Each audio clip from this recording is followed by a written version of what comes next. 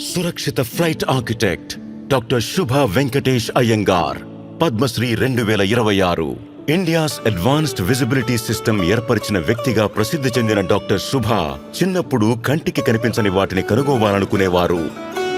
నాకు సైన్స్ అంటే ఆసక్తి. ఇది జరుగుతున్న విషయాల గురించి కొత్తవి తెలుసుకోవడంలో నాలో ఆసక్తిని పెంచింది. అందుకే నేను సైన్స్ తీసుకోవాలనుకుని నా సైంటిఫిక్ నాలెడ్జ్ ని సంతృప్తిపరచుకోవడానికి చాలా పనులు చేశాను.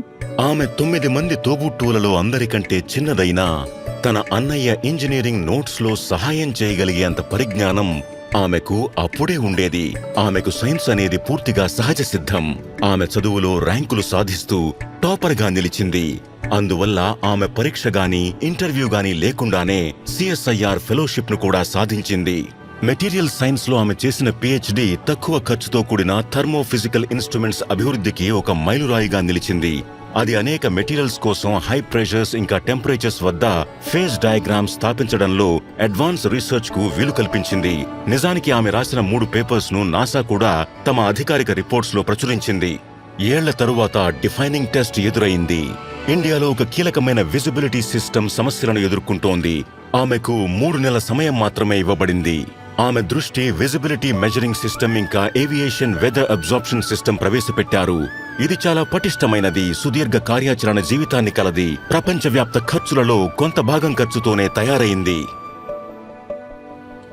గతంలో అనేక ఎయిర్పోర్ట్స్ లో అమర్చబడ్డ ఇంపోర్టెడ్ సిస్టమ్స్ అన్ని డ్యూయల్ బేస్లైన్ సిస్టమ్ కి చెందినవి. అక్కడ 75 మీటర్లు ఇంకా 50 మీటర్ల దూరాల కోసం వేర్వేరు సిస్టమ్స్ ఉండేవి. కానీ దీన్ని కేవలం 30 మీటర్స్ బేస్లైన్ తో పనిచేసే సిస్టమ్ గా మార్చాం. ప్రస్తుతం దృష్టి 171 ఎయిర్పోర్ట్స్ ఇంకా ఎయిర్ బేసెస్ కు సేవలు అందిస్తోంది. పూర్తిగా ఇండియాలో తయారైనది ఇది. ప్రభుత్వానికి కోట్లాది రూపాయలను ఆదా చేయడమే కాకుండా అత్యంత తక్కువ విజిబిలిటీ ఉన్న పరిస్థితుల్లో కూడా పైలట్లు సురక్షితంగా విమానాలను దించేందుకు వీలు కల్పించింది. ఇప్పుడు దీనిని WMOతో పాటు ICAO కూడా ఇతర దేశాలకు సిఫార్సు చేస్తోంది. ఏవియేషన్ కు అతీతంగా DRDO ఇంకా DRDL లకు సంబంధించిన అనేక కీలక జాతీయ ప్రాజెక్టుల్లో డాక్టర్ శుభ నైపుణ్యం కీలక పాత్ర పోషించింది. ఇది ఆమె శాస్త్రీయ విచక్షణపై ఉంచిన విశ్వాసాన్ని, అలాగే ఆమె కృషికి ఉన్న విస్తృత వ్యూహాత్మక ప్రాముఖ్యతను ప్రతిబింబిస్తుంది. కాబట్టి అత్యంత విశిష్టమైన తన కెరియర్ అంతా అన్ని రకాల విద్యాపరమైన మరియు వృత్తిపరమైన పురస్కారాల రూపంలో గుర్తింపు పొందడంలో ఆశ్చర్యం లేదు. నేటికి భారతదేశం ఇంకా ఎంతో సాధించగలదని ఆమె నమ్ముతోంది.